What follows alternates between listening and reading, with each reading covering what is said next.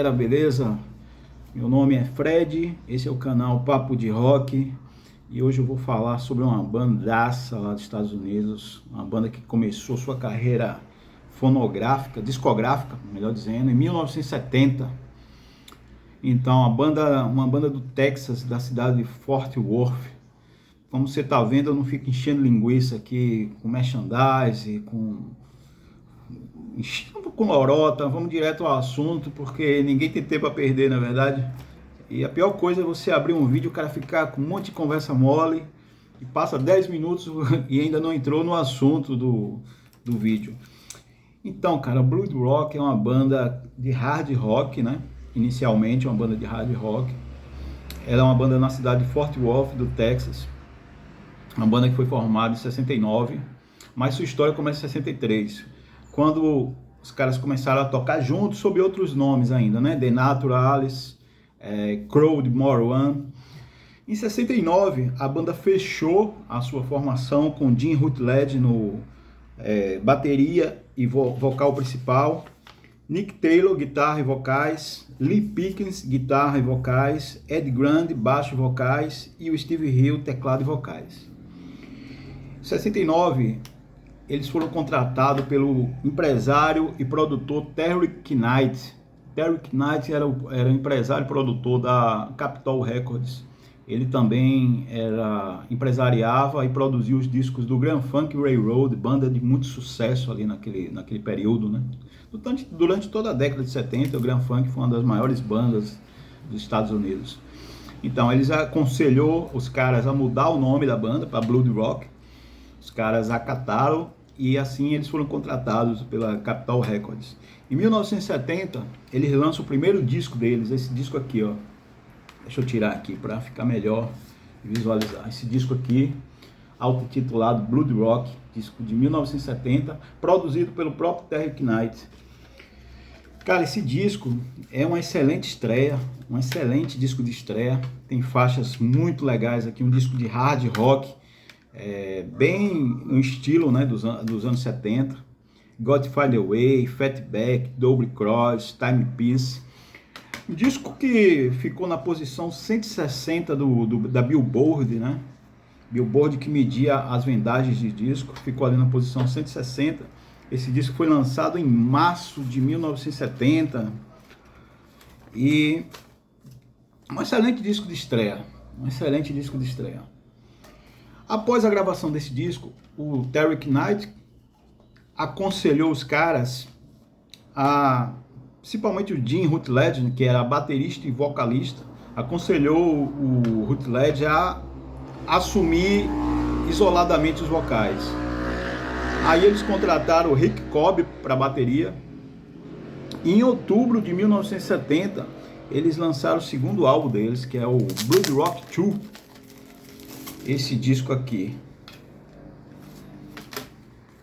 Descasso também, bem fincado aí no hard rock. Aqui, como vocês estão vendo, a banda é um sexteto, né? Já que o Jim Rutledge assumiu isoladamente os vocais, eles chamaram o baterista Rick Cobb, cara de mão muito pesada, cara. Toca um absurdo de bateria esse cara. Esse disco foi o disco mais bem sucedido dos caras, atingiu a posição 21 do Billboard, impulsionado pelo single DOA. DOA é a sétima faixa do disco. Foi um single de muito sucesso aí dos caras e impulsionou demais a venda do disco, né? O disco atingiu a posição 21 da Billboard. E logo em seguida, os caras não paravam, né? Nesse ano aí, eles excursionaram com o Grand Funk, a turnê de 1970 do Grand Funk, abriram shows do Grand Funk, que propiciou para eles uma exposição muito boa, já que o Grand Funk estava estourado lá, né, nessa época, vendendo pra caramba. E como eles tinham o mesmo empresário, a mesma gravadora, foi combinado que eles abririam os shows da turnê do Grand Funk, que deu à banda uma boa projeção. E aliado a isso, eles estavam vendendo bem os discos deles, né? Logo eles trabalharam no terceiro disco, e em abril de 71 eles lançaram o Blood Rock 3, esse descasso aqui, pra mim, olha, é um dos melhores discos da banda aí, apesar do Blood Rock 2 ter vendido, ser o disco deles que mais vendeu, eu ainda prefiro mais esse aqui, ó. Acho que esse disco é bem melhor do que o Blood Rock 2. O Blood Rock 3 vendeu bem também, ficou na posição 27 da Billboard. A banda estava bem consolidada. Esse disco foi produzido aí pelo Derek Knight. Aqui tem faixas maravilhosas como Whiskey Vengeance, Song for a Brother, A Certain Kind. Cara, um descasso. Gosto muito desse disco. Acho que um dos melhores discos aí dos caras. E você vê que os caras estavam com tudo, né? Aí lançaram esse disco em abril de 71 e em outubro de 71 eles já estavam lançando mais um álbum, Blood Rock USA. Esse disco aqui com essa capa muito escrota, né, velho? Uma capa aí que remete ao assassinato do presidente JFK. Olha só, uma capa bem ousada, né? Eu até acho curioso assim que os caras, uma sociedade ainda traumatizada, né, com a morte e o assassinato do presidente, os caras fazem uma capa dessa. Olha, esse disco vendeu bem menos do que o disco anterior. Ele já ficou na posição 88 da Billboard. Foi o primeiro disco deles não produzido pelo Derek Knight, foi o disco produzido por eles mesmos e pelo renomado produtor John Palladino, da Capitol Records. Cara, na minha opinião também, esse disco aqui também tá no topo aí dos melhores discos da banda, tá pau a pau com o Blood Rock 3. Eu acho que esse aqui é até melhor. Sei lá, pra mim talvez esse seja o melhor disco aí da fase hard rock dos caras, né?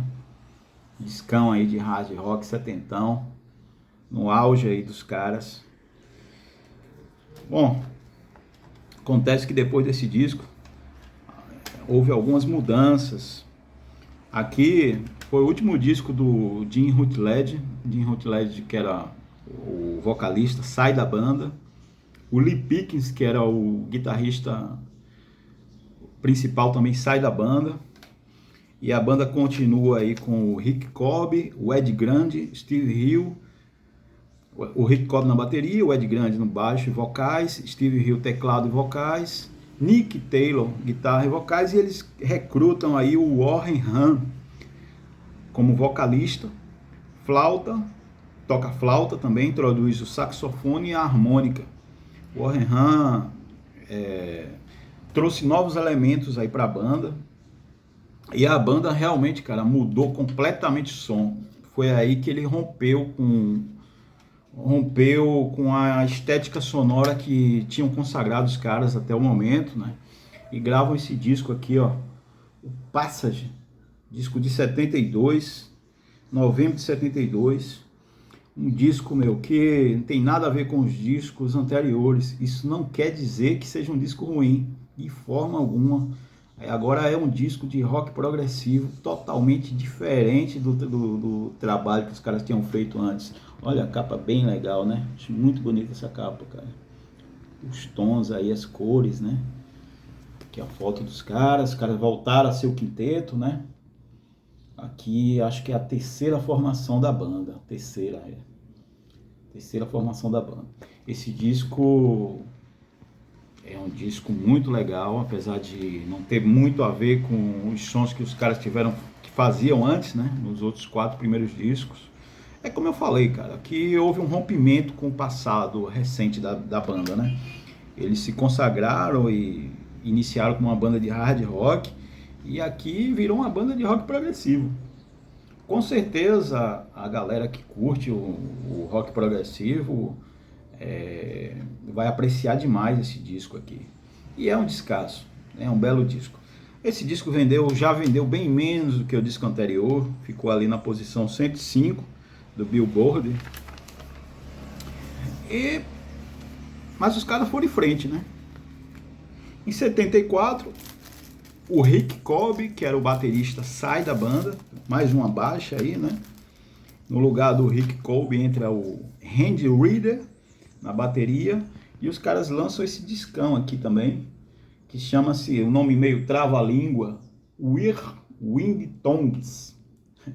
Por sinal tem a palavra tongues aí, né? Whirlwind Tongues. Esse disco foi lançado em fevereiro de 74. Fevereiro de 74. Cara, é um disco bem legal. É um disco bem legal. A banda ainda aqui como quinteto também, né? Mas já com outra formação.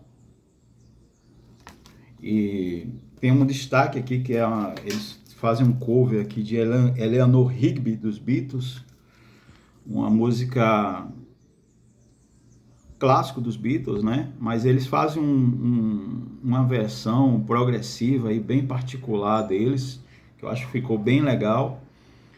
E é um disco muito bom também, um disco que continuou ali na vibe progressiva do último disco. Infelizmente, os antigos fãs não curtiram esse novo material da banda, né?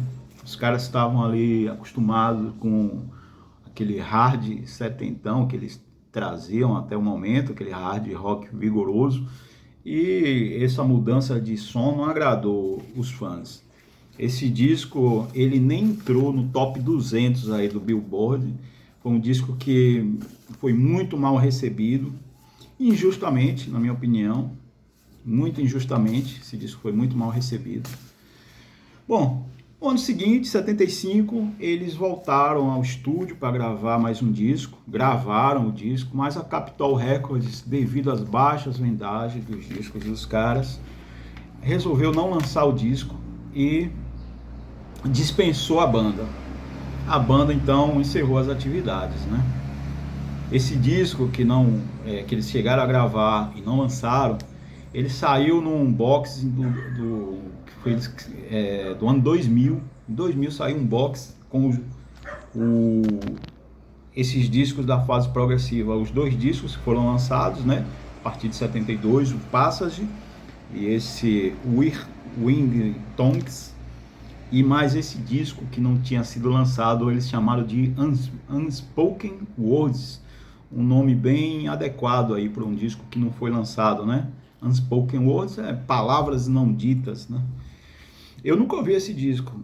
Esse disco só está disponível nesse box aí. Eu até vou ver se eu consigo baixar, já procurei nos streams, não achei. Tenho curiosidade de dar uma escutada nesse disco. Olha, a banda em 2005 fizeram alguns shows de reunião, se reuniram, a banda, os caras, os membros originais, né? Fizeram alguns shows e gravaram um DVD, lançaram um DVD, filmaram, lançaram um DVD dessa reunião. Eu nunca vi esse DVD, confesso que nunca vi, deve ser algo bem restrito, né? E hoje em dia tá bem difícil de encontrar DVDs, né? Eu acredito que esse DVD, acho que nunca foi lançado aqui no Brasil. Assim como esses discos que eu mostrei, nunca saiu aqui em CD, cara. Nunca saiu. Tá aí a dica para essas gravadoras que andam lançando algumas pérolas dos anos 70. Podiam aproveitar e lançar os discos do Blood Rock, né? Lançaram Atomic Horse, lançaram várias bandas aí interessantes da década de 70. Então, tá aí, o Blood Rock continua inédito aqui em CD. Alguns desses discos que eu mostrei saíram na época em LP, né? Até versões até legais, com Gatefold, mas a maioria tá aqui décadas, nunca saiu aqui no Brasil. Olha, é uma banda, cara, que eu acho assim essencial para quem curte o rock dos anos 70, é essencial, não tem como você gostar do rock, do bom rock, né, cara? O melhor do rock, na minha opinião, que é o rock dos anos 70, não tem como gostar do rock dos anos 70 e e não curtir o Blood Rock, você pode até ser que você não curta os 2 últimos discos, de repente sua praia não é muito rock progressivo, mas os 4 primeiros discos dos caras são sensacional, né? E eu vou aqui fazer minha indicação, né? Esse disco aqui, para mim, é o melhor disco da primeira fase dos caras, a fase hard rock. Poderia muito bem falar do Blood Rock 3. Na verdade, os 4 discos são muito bons. São muito bons os 4 discos, mas para escolhendo um, eu escolho esse. E da fase prog, que são 2 discos. Os 2 discos progressivos também são bem legais, mas eu colocaria esse aqui, né? Representando essa fase aí, essa fase do rock progressivo dos caras. E cara, pergunto a vocês se vocês conhecem Blood Rock, vocês já ouviram? Qual o disco preferido de vocês? Acho que a maioria de vocês com certeza já ouviu falar no Blood Rock, ou conhece. Quem não conhece, dá uma escutada aí, porque é uma banda que não pode ser menosprezada de forma alguma, cara. Os discos do Blood Rock tá disponível nos streams, né? Eu dei uma checada, tem tudo lá no Spotify. Eles gravaram, tem um disco ao vivo também, que foi gravado em 72, Blood Rock Live. Lá também tem uma coletânea, que é Blood Rock and Roll, que foi lançada logo quando a Capitol dispensou os caras, né? Eles lançaram essa coletânea, então é uma coletânea clássica nessa coletânea tem os 3 primeiros discos dos caras, abrange músicas dos 3 primeiros discos do disco ao vivo. É bem legal assim para conhecer a banda, né? E é isso, espero que vocês tenham gostado e deixem um like, deixem um comentário aí se é uma banda que vocês curtem, se é uma banda que vocês já ouviram. Se não ouviram, ouçam. E valeu, galera, até a próxima. Vamos nessa.